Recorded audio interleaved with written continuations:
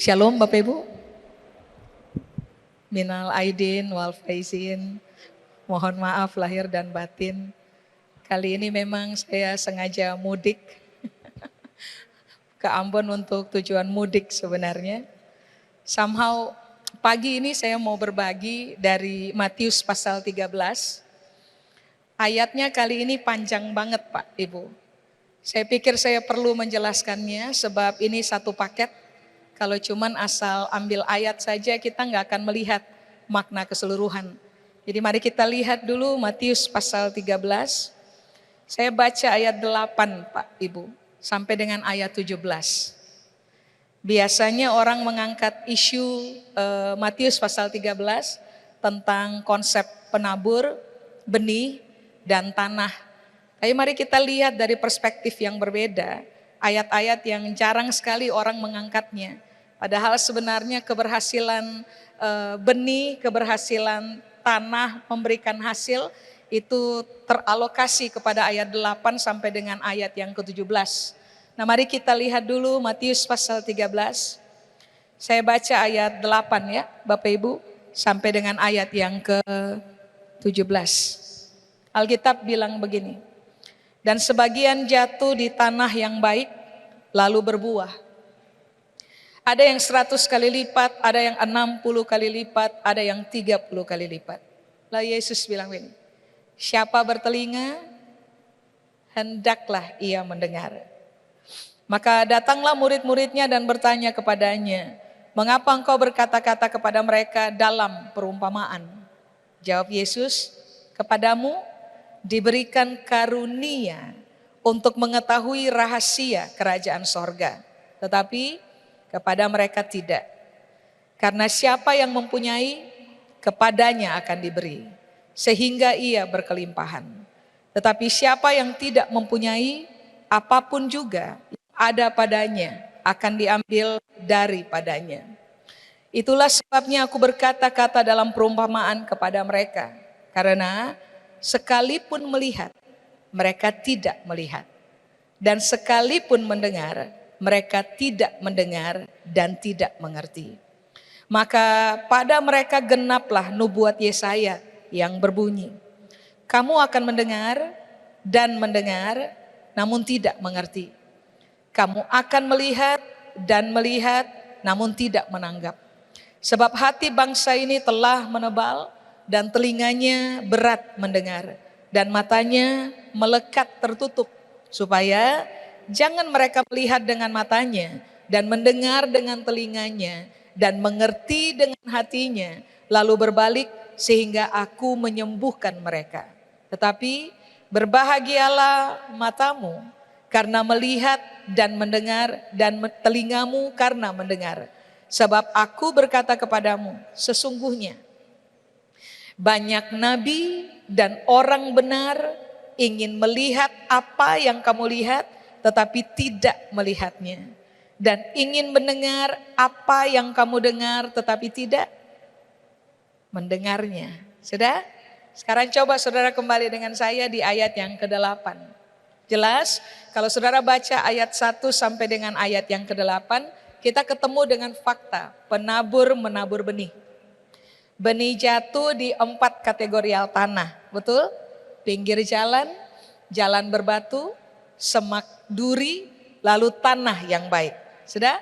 Nah, benih waktu jatuh di tanah yang baik, Alkitab bilang begini, dia berbuah 100 kali lipat, 60 kali lipat, 30 kali lipat. Ayat 1 sampai 8 kita sudah sering mendengarnya. Tapi mari coba kita lihat dulu di ayat yang ke-8. Alkitab bilang, sebagian jatuh di tanah yang baik. Saudara harus paham, kata baik di situ Yunani menggunakan kata kalen. Kalen itu Alkitab bilang begini, tanah pilihan. Ini bukan baik biasa, ini tanah pilihan. Sudah? Kata baik juga artinya adalah ini, tanah yang teruji unggul. Jadi rupa-rupanya penabur itu bilang, kalau benih jatuh di tanah pilihan, kalau benih jatuh di tanah yang teruji unggul, maka benih itu akan menghasilkan buah. Amin. Nah, apakah kata baik? Kata baik itu arti yang lain adalah begini, kompeten. Benih jatuh di tanah yang kompeten, benih pasti berbuah. Berarti jelas kita paham, kalau tanahnya bukan tanah pilihan, tidak unggul, tidak kompeten, tidak mungkin hasilkan buah. Lalu apakah kata baik? Kata baik itu artinya adalah begini Pak, Ibu. Keadaan di mana orang membuka pikirannya untuk dipengaruhi. Kalen itu artinya orang membuka pikiran untuk dipengaruhi. Berarti Alkitab bilang, kalau orang tidak buka pikiran untuk dipengaruhi oleh benih baik dari Tuhan yaitu firman Allah, maka benih yang Tuhan tabur tidak mungkin akan menghasilkan buah 100 kali lipat, 60 kali lipat, 30 kali lipat. Amin. Berarti sekarang pertanyaan ini yang saudara dan saya harus ajukan untuk diri sendiri. Kira-kira tanah itu kan kita. Kira-kira kita masuk dalam kategori pilihan enggak? Unggul enggak? Kompeten enggak? Terbuka untuk membiarkan firman Allah yang Dia tabur sebagai benih mempengaruhi kita punya cara berpikir enggak? Kalau bukan ini permainannya kita, begini Pak, Ibu, tidak mungkin firman itu berbuah di dalam kita. Saudara dan saya enggak mungkin akan menghasilkan buah 100 kali lipat, 60 kali lipat, 30 kali lipat. Amin. Tentang persoalan buah kita sudah paham. Apakah buah?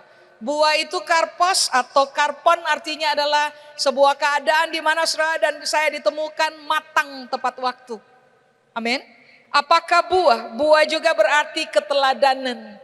Apakah buah? Buah juga berarti keadaan di mana saudara dan saya ditemukan sebagai orang-orang yang bermanfaat bagi orang lain, tapi juga bermanfaat bagi kepentingan kerajaan Allah. Apakah buah? Buah adalah kemampuan di mana kita menghasilkan suksesi, penerus dalam hidupnya kita. Berarti Alkitab bilang, memang saudara dan saya harus memilih untuk menjadi orang-orang yang unggul, orang-orang pilihan, sangat kompeten, membuka isi berpikir kita untuk dipengaruhi oleh firman Allah, supaya pada akhirnya saudara dan saya akan ditemukan oleh Tuhan dan oleh siapapun dalam hidupnya kita. 1, matang tepat waktu. 2, menghasilkan keteladanan.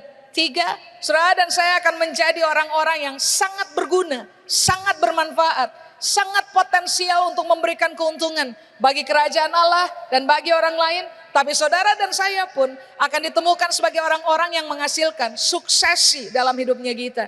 Penerus dalam hidupnya kita. Penerus yang bagaimana?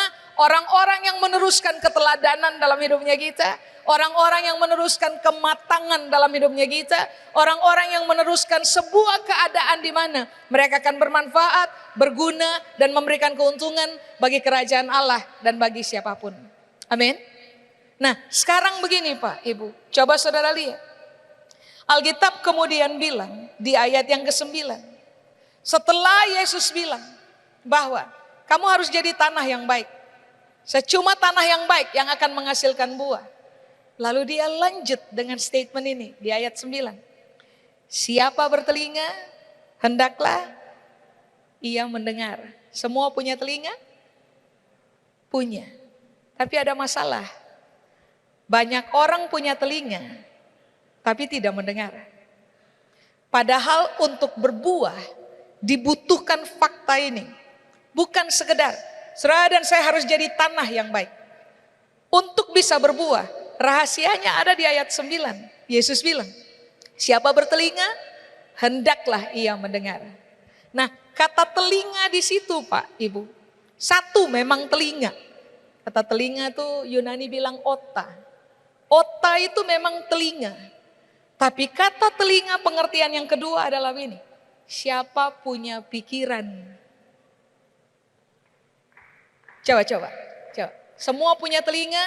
Semua punya telinga. Semua punya pikiran? Semua punya pikiran. Masalahnya adalah mendengarkah tidak? Tidak mungkin Bapak Ibu dan saya tidak punya pikiran. Semua kita punya pikiran. Persoalannya adalah mendengar atau tidak. Nah sekarang apakah mendengar? Saudara harus paham karena ini kuncinya. Mendengar bahasa Yunani bilang akoete. Akoete atau juga bisa akoeto. Mendengar tuh artinya adalah ini. Jangan posisikan diri seperti orang tuli. Sorry, saya harus pakai kata itu sebab memang itu pengertiannya. Jangan posisikan diri. Punya telinga, punya pikiran, jangan pura-pura tuli. Kira-kira Tuhan bilang begitu. Sudah? Mendengar tuh artinya adalah begini. Perhatikan dengan seksama. Jadi bukan cuman punya telinga. Suara apapun datang pada kita, Yesus bilang, perhatikan dengan seksama. Sudah? Mendengar sama dengan pelajari. Cari tahu. Untuk target harus paham, harus mengerti. Ulang. Siapa punya telinga secara jasmani, siapa punya pikiran di dalam mereka. Yang Yesus bilang adalah begini, jangan pura-pura tuli. Sudah? Tapi kemudian Yesus juga bilang begini, apapun yang kamu dengar, perhatikan sungguh-sungguh. Apapun yang kamu dengar, pelajari sungguh-sungguh. Apapun yang kamu dengar, cari tahu sungguh-sungguh. Dengan target harus paham dan mengerti. Jadi Alkitab lagi bilang, kalau Tuhan tabur benih, tabur firman di atas kita, tanah yang baik, Tuhan bilang, ini yang harus dikembangkan. Saya ulang, karena ini yang inti. Jangan pura-pura tuli. Dengarkan sungguh-sungguh, perhatikan dengan seksama, pelajari, cari tahu, target paling akhir adalah harus paham dan harus mengerti. Amin. Sebab rupa-rupanya Alkitab berupaya kasih tahu ini buat kita Pak Ibu. Tanpa pemahaman, tanpa pengertian, saudara dan saya tidak mungkin jadi tanah yang unggul.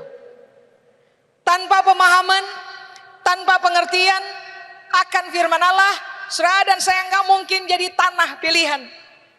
Tanpa pengertian, tanpa pemahaman, saudara dan saya tidak mungkin jadi tanah yang kompeten untuk menghasilkan buah yang kemudian berlipat ganda menjadi 160 atau 30 kali lipat. Tanpa pemahaman, tanpa pengertian, Alkitab bilang begini, pikiran kita akan sangat tertutup untuk menerima semua ide berpikir dari Tuhan melalui firman-Nya, menguasai cara berpikir kita yang akan memaksimalkan kita untuk menghasilkan buah dalam hidupnya kita. Makanya kenapa Yesus setelah dia ngajar dari ayat 1 sampai dengan ayat 8, yang dia highlight adalah begini, punya telinga toh? Punya pikiran toh? Perhatikan dengan baik, pelajari, cari tahu, garis bawahi segala sesuatu, putar otak untuk target, mengerti dan paham apa yang Tuhan ajarkan kepada kita. Karena target jelas, firman tidak ditabur untuk mati sia-sia. Firman ditabur supaya pada akhirnya saudara dan saya ditemukan menghasilkan buah. Saya ulang, 100 kali lipat, 60 kali lipat, 30 kali lipat. Amin. Jadi sekarang coba pertimbangkan, kasih tahu untuk diri sendiri, beta punya telinga. Beta mengerti firman keseng. Paham firman keseng. Tuhan anugerahkan for beta pikiran. Beta paham Tuhan punya firman keseng. Beta mengerti Tuhan punya firman keseng. So kalau ketong yang bermain pada area yang ini Pak Ibu, ketong susah berbuah dalam hidup. Amin. Coba sekarang saudara lihat di ayat yang ke-10. Ayat 10. Murid-murid datang dan tanya pada Yesus, mengapa engkau berkata-kata kepada mereka dalam perumpamaan? Nah Yesus jawab begini, kepadamu diberi karunia untuk mengetahui rahasia kerajaan sorga, tetapi kepada mereka tidak. Kepadamu yang mana ini? Kepada yang tanah unggul, kepada tanah pilihan, kepada tanah kompeten, kepada orang-orang yang memang membuka pikiran mereka untuk menerima pengaruh dari firman Allah. Nah kepada tanah model begini nih Yesus bilang, kamu dikaruniakan, apa tadi? Karunia untuk mengetahui rahasia kerajaan sorga. Berarti Yesus lagi bilang, memang begini. Rahasia kerajaan sorga tidak murahan. Betul? Tidak dibuang sembarangan. Rahasia kerajaan sorga itu cuma akan disingkapkan kepada ulang. Mereka yang punya telinga, dua, mereka yang punya pikiran, yang kalau dengarkan firman, apa tadi? Perhatikan sungguh-sungguh, pelajari. Target utama adalah harus mengerti, harus paham. Nah, orang-orang dengan kategori ini Alkitab bilang, kepada kamu diberi karunia untuk ngapain coba? Mengetahui rahasia dari kerajaan sorga. Tadi malam saya berbagi di antara ibu-ibu bahwa Tuhan itu memperkenalkan dirinya sebagai Tuhan misteri. Tuhan yang punya beragam rahasia. Yang rupa-rupanya dia mau singkapkan kepada kita. Tapi pada ayat-ayat ini Alkitab bilang, rahasia cuma dibuka kepada orang-orang yang apa tadi? Punya telinga dan mendengarkan. Coba saudara perhatikan, ada karunia Alkitab bilang yang akan diberi kepada kita untuk mengetahui rahasia kerajaan sorga. Apakah karunia di situ? Dedotai. Dedotai itu artinya adalah begini, Tuhan atas kemauan sendiri. Tuhan atas kemauan sendiri memang memberikan anugerah kepada kita. Target cuma satu, kamu harus tahu rahasia kerajaan sorga. Dia atas kemauan sendiri. Anugerah karunia itu artinya adalah begini, dia dengan sengaja menyediakan penyingkapan rahasia kerajaan sorga buat kita. Kita yang mana punya telinga dan mendengarkan. Kita yang mana? Kita yang dengan sengaja membiarkan pikiran kita dipengaruhi oleh firman Allah. Nah, ini yang Alkitab bilang, Tuhan di atas kemauannya sendiri akan menyediakan rahasia apa yang saya mau buka lagi buat dia, saya akan buka. Jadi Alkitab bilang kepada orang-orang yang punya telinga dan mendengarkan, Tuhan tidak main rahasia dengan kita Pak Ibu. Dia buka misteri buat kita. Dia buka rahasia buat kita. Targetnya Alkitab bilang begini, untuk kita tahu rahasia. Halo? Kata tahu di situ supaya kita paham. Supaya kita mengerti. Supaya Alkitab bilang begini, supaya kita punya persepsi yang benar. Berarti Alkitab bilang, kalau Tuhan tidak memberikan kepada kita karunia untuk memahami rahasia, untuk mengetahui dia punya rahasia, maka persepsi yang saudara dan saya punya dalam cara kita berpikir pasti salah. Cara kita lihat orang, persepsi kita pasti salah. Cara kita lihat situasi, keadaan, pembentukan pasti salah. Cara kita lihat Tuhan pasti salah. Makanya kenapa Tuhan bilang, dia akan tetap tabur firman kepada orang-orang yang punya telinga. Lalu mendengarkan, ini yang Tuhan bilang, saya berdasarkan keputusan pribadi akan singkapkan itu rahasia. Supaya pada akhirnya target kita paham rahasia. Tapi target yang kedua yang menurut saya sangat powerful adalah begini, persepsi kamu benar. Coba-coba tanya untuk diri sendiri, sampai sejauh ini bagaimana cara saudara melihat Tuhan? Ini benar atau salah? Ekstrem kiri, kanan, subjektif atau objektif? Coba pertanyakan untuk diri sendiri. Persepsi saudara tentang orang lain. Persepsi saudara tentang keadaan. Persepsi saudara tentang pembentukan. Ini objektif atau subjektif? Kapan orang bisa menilai segala sesuatu secara objektif? Rupa-rupanya Alkitab bilang begini, waktu Tuhan melepaskan kepada mereka kemampuan, karunia untuk memahami Tuhan punya rahasia kerajaan. Baru kemudian targetnya adalah orang akan tertolong untuk memiliki persepsi yang benar. Halo? Jadi coba saudara lihat. Ayat 8, ayat 9, ini yang Tuhan bilang. Kalau punya telinga, kamu harus mendengarkan. Saya akan tetap berbicara dalam perumpamaan. Karena rahasia kerajaan sorga mahal. Banyak orang akan melihat tapi enggak melihat. Banyak orang akan mendengar tapi enggak mendengar. Tapi kepada siapa aja yang punya telinga lalu mendengarkan. Alkitab bilang gini, Tuhan buka rahasia dengan target. Kita paham rahasia, tapi kita tertolong punya persepsi yang benar. Halo? Saudara tahu kan, persepsi benar membuat kita seimbang. Persepsi salah membuat kita kalau nggak condong ke kiri, condong ke kanan. Persepsi benar membuat saudara dan saya berjalan dengan benar. Persepsi salah membuat kita salah berpikir, salah memilih, salah ngambil keputusan, salah jalan. Makanya kenapa Tuhan bilang begini, punya telinga, dengarkan. Somehow saya topang kamu dengan karunia untuk mengetahui rahasia dari Tuhan punya kerajaan. Apakah rahasia? Misteri kerajaan. Apakah rahasia? Yang menarik adalah begini. Hikmat tersembunyi dalam kerajaan Allah. Apakah rahasia? Tujuan tersembunyi dalam kerajaan Allah. Yang sengaja Tuhan sembunyikan buat orang fasik. Tetapi dia singkapkan kepada orang-orang yang punya telinga dan mendengarkan. Coba, sampai hari ini orang masih tetap mengajukan pertanyaan ini. Tujuan hidup saya apa? Coba. Sampai dengan hari ini, orang masih belum memahami kira-kira harus bagaimana dalam hidup.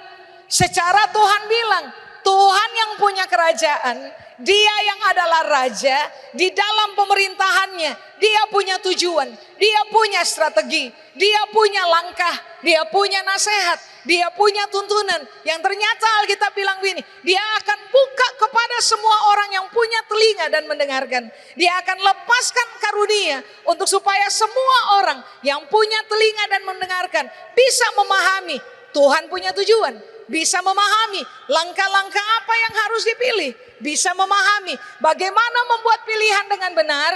Bagaimana membuat keputusan dengan benar. Karena apa? Objektivitas berpikir. Persepsi yang telah sangat terbiasa benar dalam konsep melihat segala sesuatu. Nah ini Tuhan akan mainkan kepada kita. Makanya kan di ayat 9 Tuhan bilang, saya tuh nabur loh. Saya lepaskan karunia untuk kamu. Cuma masalahnya adalah orang tidak mendengarkan. Orang tidak kejar pengertian. Orang tidak kejar pemahaman. Padahal ada banyak rahasia yang mau Tuhan singkapkan. Tapi ternyata begini, cuman bisa dipahami oleh orang tertentu yang punya telinga dan mendengarkan. Halo? Sekarang coba saudara lihat dengan saya ayat 12. Karena siapa yang mempunyai, kepadanya bagaimana? Diberi. Sehingga ia berkelimpahan. Tapi siapa yang tidak mempunyai, apapun juga yang ada padanya akan diambil daripadanya. Saudara paham maksud ini? Siapa mempunyai apa? Dua. Siapa mempunyai telinga dan mendengarkan. Siapa mempunyai pemahaman. Siapa mempunyai pengertian. Siapa mempunyai persepsi yang benar. Siapa mempunyai objektivitas berpikir. Siapa mempunyai karunia dari Tuhan untuk memahami rahasia. Alkitab bilang, kepadanya akan diberi. Diberi apa? Penyingkapan dari rahasia kerajaan. Sehingga ia berkelimpahan. Siapa tidak mempunyai apa? Punya telinga, tapi tidak mempunyai kebiasaan mendengarkan. Siapa punya telinga tapi tidak mempunyai kebiasaan memperhatikan sungguh-sungguh dengan target memahami, memperhatikan sungguh-sungguh dengan target mengerti apa yang Tuhan ajarkan kepada kita. Yang tidak punya, ini yang Alkitab bilang, apapun yang ada padanya diambil. Makanya kalau saudara perhatikan kemudian di ayat 18, 19, 20, 21, 22, 23. Kemudian kan Alkitab menjelaskan. Coba ya kita lihat. Alkitab menjelaskan, saudara lihat ya, apapun yang ada padanya akan diambil. Coba saudara lihat, kalau saudara baca di ayat yang ke-20 sampai ke bawah, saudara akan menemukan fakta begini. Diambil itu berkaitan dengan fakta, dia nggak berakar. Firman ditabur, nggak berakar. Firman ditabur, murtad. Firman ditabur, terjebak pada tipu daya kekayaan. Firman ditabur, apalagi? Terhimpit, tidak berbuah. Firman ditabur, apalagi? Tidak berakar. Waktu penindasan datang, penganiayaan datang, lalu jadi murtad. Makanya kenapa Tuhan bilang, selama kamu punya telinga, tetapi kamu tidak mendengarkan. Selama kamu tidak terbuka pikiran untuk menerima pengaruh ilahi pakai firman Allah. Selama target kamu dengar firman, bukan untuk mengerti, bukan untuk paham. Nanti lihat saja, akar tidak kuat. Gampang murtad. Tidak tahan dengan aniaya. Tidak tahan dengan apalagi penyiksaan. Tidak tahan sehingga pada akhirnya saudara dan saya akan tergoda dengan semua yang duniawi. Semua kekayaan yang cuman sesaat saja di bumi ini. Itu yang Alkitab bilang. Kamu gak punya, apapun yang ada padamu akan diambil daripadamu. Sehingga kamu akan kalah dalam hidup. Kamu akan menyerah dalam hidup.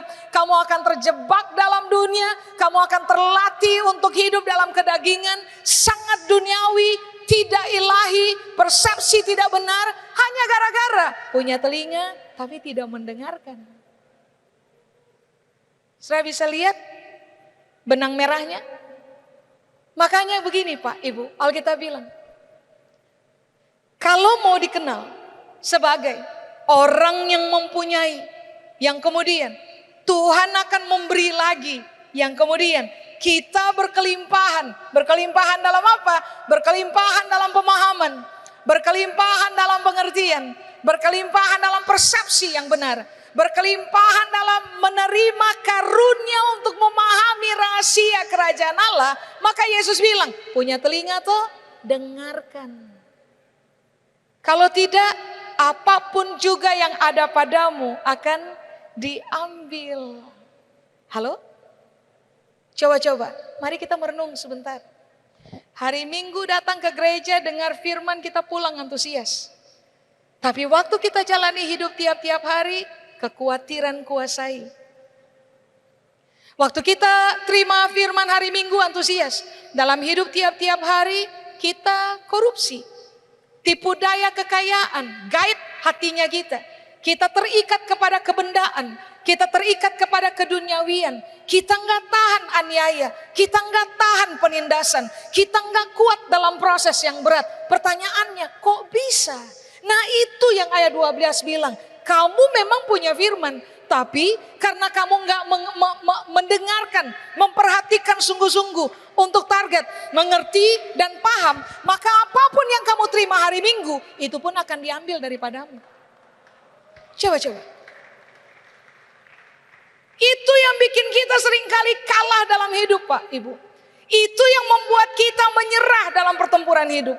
Itu yang membuat kita selalu menghadapi hidup dengan persepsi yang salah. Terjebak kepada asumsi. Menjadi orang-orang yang terbiasa kalah daripada menang. Tidak teruji sebagai fighter dalam hidup. Karena rupa-rupanya di ayat 12 yang punya hidup bilang, kamu punya telinga, saya bicara, saya tabur benih, dengarkan. Kepada kamu saya lepaskan karunia untuk memahami rahasia kerajaan Allah. Kalau kamu punya area itu, kepada kamu akan diberi lebih banyak. Rahasia akan disingkapkan lebih dalam kepada kamu. Kamu akan berkelimpahan. Saya ulang, tapi kalau kamu punya telinga dan kamu tidak mendengarkan, waktu firman Allah ditabur, kamu punya telinga, kamu tidak mendengarkan, kamu tidak target mendengarkan untuk paham dan mengerti firman Allah. Dengarkan ini baik, apapun yang kamu pernah dengar tidak akan pernah bikin kamu bertahan, berhasil dan menang dalam hidup. Sebab apapun yang kamu pernah dengar akan diambil daripadamu. Cukup jelas ini Bapak Ibu. Coba. Ini yang Alkitab bilang. Bari siapa yang mempunyai, kepadanya akan diberi. Sehingga ini yang Alkitab bilang, ia berkelimpahan. Parahnya, kalau orang tidak baca ayat ini hati-hati, Orang akan selalu mengkaitkannya dengan fakta kebendaan kan. Padahal ini tentang fakta lain. Kata berkelimpahan di situ, periseo, itu artinya adalah kamu akan berkelimpahan dalam pemahaman mengenai rahasia kerajaan Allah. Kamu akan berkelimpahan itu artinya begini, mengalami peningkatan dalam memahami rahasia kerajaan Allah. Berkelimpahan periseo itu artinya adalah begini, kamu akan memahami rahasia kerajaan Allah pada strata ini Pak Ibu, beyond itu.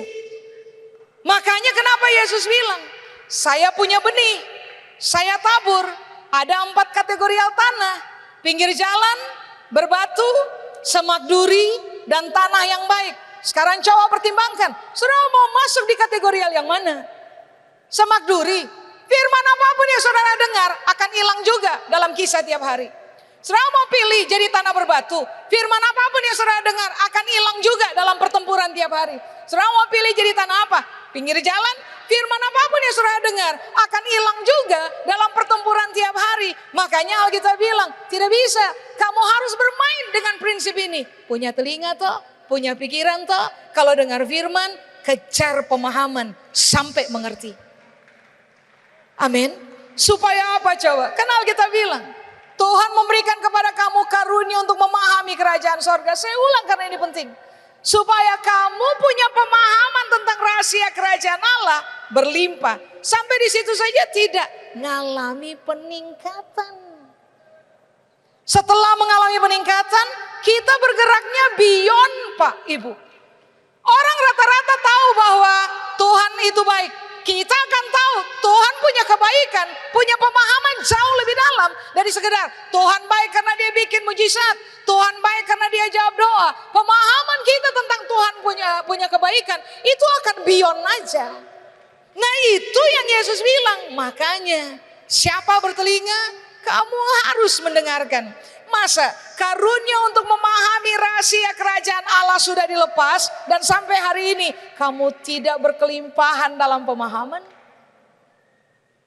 Kamu tidak mengalami peningkatan pemahaman mengenai rahasia kerajaan sorga? Masa sampai hari ini cara kamu melihat Tuhan masih cara melihat rata-rata? Sedangkan Alkitab bilang kalau rahasia kerajaan sorga dibuka untuk kamu, cara kamu melihat Tuhan udah beyond. Cara kamu memahami Tuhan akan di atas rata-rata. Orang lihat Tuhan 1, kita lihat Tuhan 100. Karena apa coba? Pemahaman kita tentang rahasia kerajaan Allah itu mengalami peningkatan. Cukup jelas ya Pak, Ibu? Makanya kenapa Yesus bilang, kalau kamu punya, kamu akan terima sampai kamu berlimpah. Kalau kamu nggak punya pemahaman, kamu nggak punya pengertian, apapun yang kamu pikir ada firman dalam kamu, itu pun akan diambil. Ngeri nggak? Sekarang coba saudara lihat dengan saya ayat 13. Ini yang lebih mengerikan. Yesus bilang, aku harus berkata-kata dalam perumpamaan kepada mereka. Karena ini kan janggal Pak Ibu. Lihat tapi nggak lihat. Dengar tapi nggak dengar. Itu kan aneh. Kalau lihat harusnya kita bilang kita melihat, right? Kalau dengar harusnya kita bilang kita memang mendengar dan mengerti. Kenapa Yesus main perumpamaan? Kenapa dia tutup rahasia kerajaan sorga? Karena kira-kira ayat 13 bilang begini, what's the point?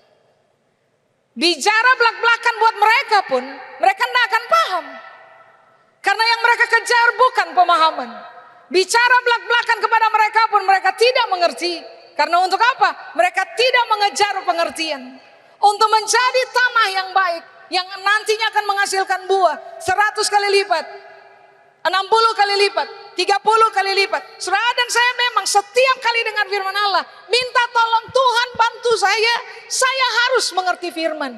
Tuhan bantu saya harus paham firman supaya Tuhan bisa melepaskan. Tuhan punya karunia untuk memahami rahasia kerajaan Allah, supaya persepsi saya benar, supaya saya mengalami peningkatan pemahaman mengenai rahasia kerajaan Allah, supaya cara saya melihat segala sesuatu beyond. Jangan sampai saya ditemukan punya mata ngaku melihat tapi dia tidak melihat. Punya telinga, ngaku mendengar, tapi dia tidak mendengar. Buktinya nggak mengerti kok. Saudara dan saya perlu, Pak, Ibu, menguji diri sendiri. Ajukan pertanyaan ini. Apa yang kamu tahu tentang Tuhan? Mengerti Tuhan, mengerti rahasia kerajaan Allah enggak?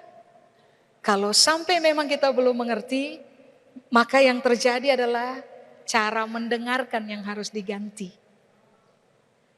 Karena semua punya telinga, semua punya pikiran. Tapi orang tetap menggunakan cara mendengarkan yang sama. Sekali waktu Einstein, dia membuat terminologi tentang insanity, kegilaan. Dia bilang, orang hanya akan disebut gila kalau mereka menggunakan cara yang sama berkali-kali dan berharap hasil berbeda. Kalau cara mendengarkan kita tetap sama, tidak mungkin saudara dan saya akan berbuah. Kalau cara mendengarkan kita tetap sama dalam arti begini, ya cuman datang, duduk, dengar, pulang, selesai. Yang kita kejar bukan pemahaman, bukan pengertian. Maka dengarkan ini baik. 1, saudara dan saya tidak mungkin berbuah. 2, rahasia kerajaan sorga nggak mungkin dibuka untuk saudara dan saya. 3, saudara dan saya akan menjadi orang-orang yang tambah lama tambah miskin, Pak, Ibu. Kenapa coba? Apapun yang ada pada kita diambil. Kita bahkan mengalami kedangkalan pemahaman mengenai siapa Tuhan dan rahasia dalam kerajaannya. Makanya kenapa Yesus bilang, punya telinga, punya pikiran. Sekarang garis bawahi, cara mendengarnya ganti. Sekarang kalau datang kebaktian, datang kepada pertemuan orang percaya. Sementara firman Allah disampaikan, cara mendengarkan ganti. Ganti dengan target begini. Ini firman saya harus dengarkan sungguh-sungguh. Target saya harus paham. Ini firman saya harus dengarkan sungguh-sungguh. Target saya harus mengerti. Mengapa ini yang harus menjadi target kita waktu kita dengarkan firman Allah? Supaya pada akhirnya saudara dan saya, mari saya ulang, bisa berbuah. 100 kali lipat, 60 kali lipat, 30 kali lipat, saudara dan saya secara terbuka bisa menerima karunia untuk memahami rahasia kerajaan sorga. Supaya saudara dan saya ada pada posisi kita udah punya, Tuhan tambahkan, kita berkelimpahan dalam pemahaman. Kita punya pemahaman menjadi semakin meningkat. Cara kita melihat segala sesuatu beyond. Nggak kayak cara orang rata-rata melihat kan? Bagaimana Pak, Ibu? Mau ganti cara mendengarkan atau mau mendengarkan tetap sama? Keputusan ada di kita toh?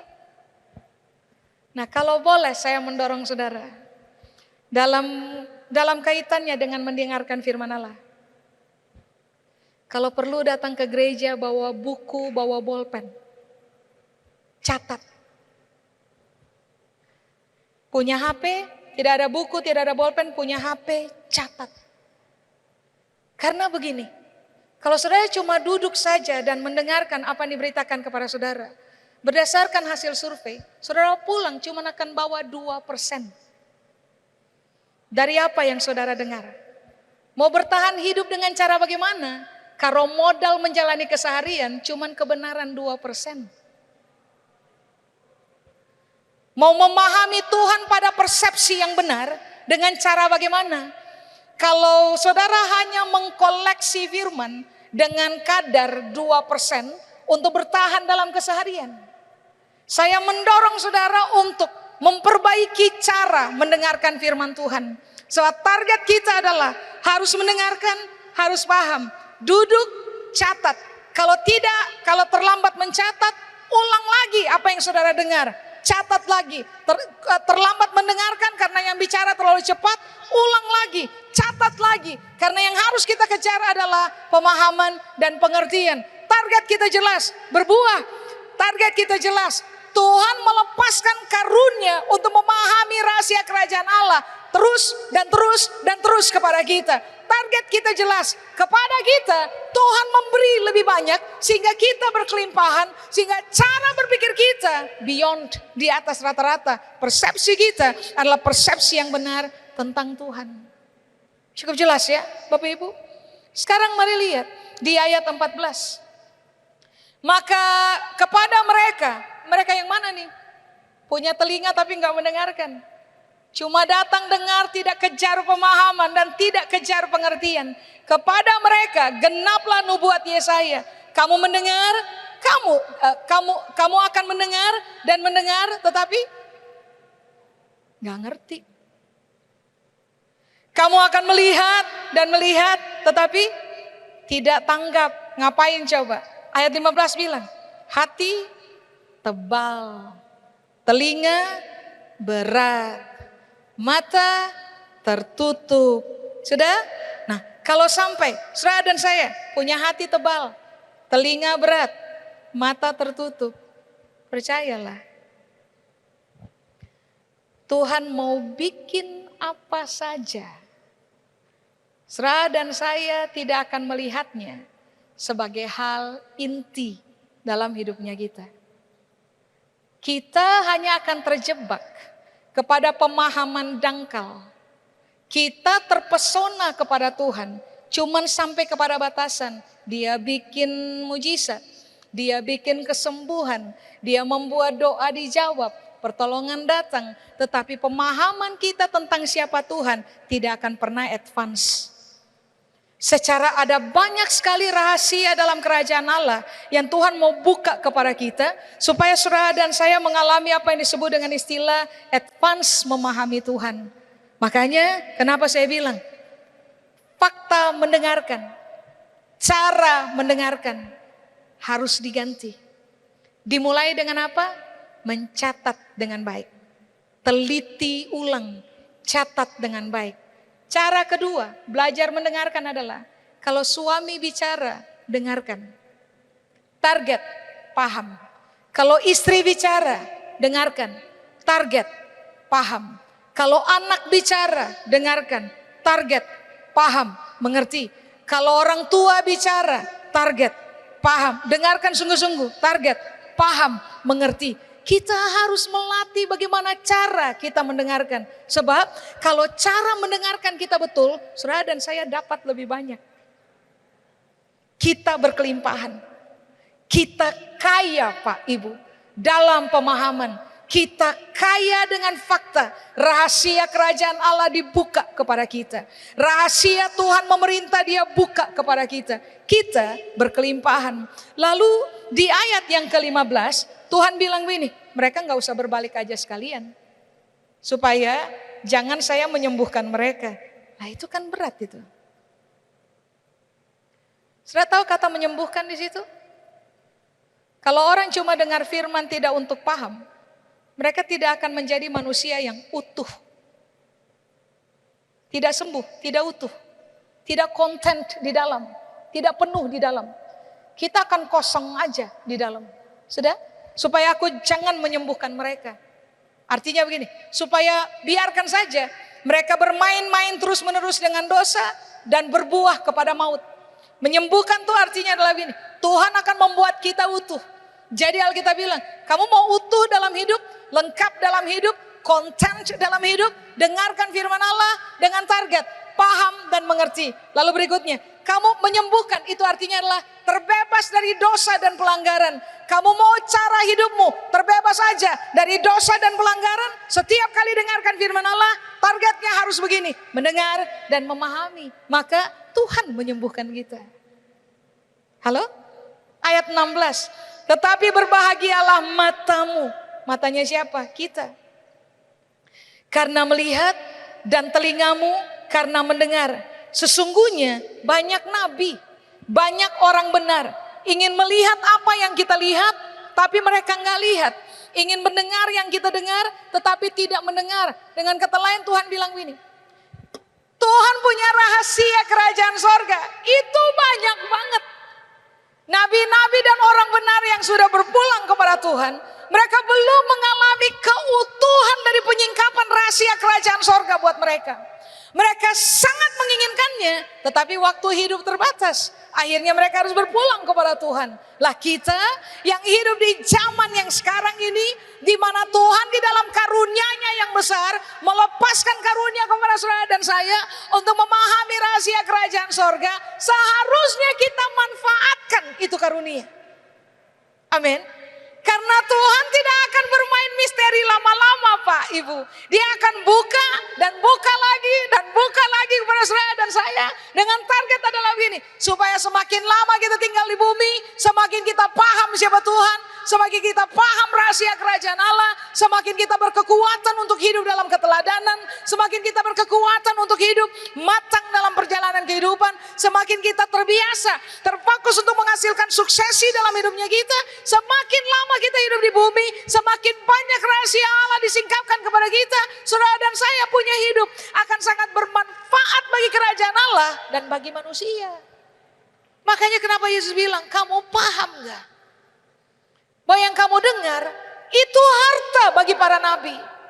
Yang kamu lihat hari ini adalah harta bagi orang benar yang hidup di masa lampau.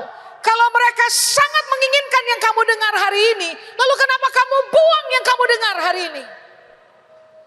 Kalau di masa lampau orang sangat menginginkannya, ulang, nabi-nabi, orang benar, sangat berkeinginan, Tuhan buka semua rahasia kerajaan Allah bagi kami, dan mereka nggak dapat. Pertanyaannya adalah begini, kamu, kita, yang hidup pada masa kini, kenapa kita anggap firman Allah sampah? Pakai sesekali sudah nggak perlu buang. Kenapa kita tidak hargai firman Allah dengan target begini? Firman ditabur, paham, kejar pemahaman, kejar pengertian. Supaya itu tadi yang Alkitab bilang, kamu berbuah, kamu sembuh di dalam. Kamu berkekuatan untuk melihat Tuhan pada persepsi yang berbeda. Cara kamu menilai segala sesuatu itu objektif. Kamu menjadi orang-orang yang punya perspektif sangat benar. Cara melihat, cara menimbang, cara memahami, terbiasa objektif. Itu yang membuat saudara dan saya bermain pada kategorial beyond dan bukan rata-rata. Amin. Sudah, saya selesai.